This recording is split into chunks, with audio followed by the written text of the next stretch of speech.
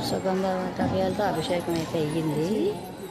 సుగంధ ద్రవ్యాలతో అదంతా మొత్తం అంతా ఇప్పుడు అభిషేకం అయింది. పూర్ణావతి అవుతుంది.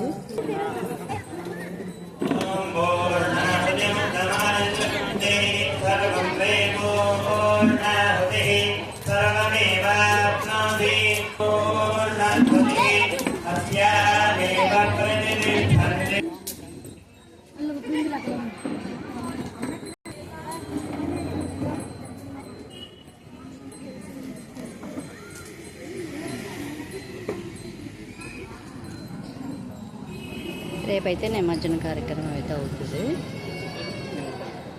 జై వారాహి.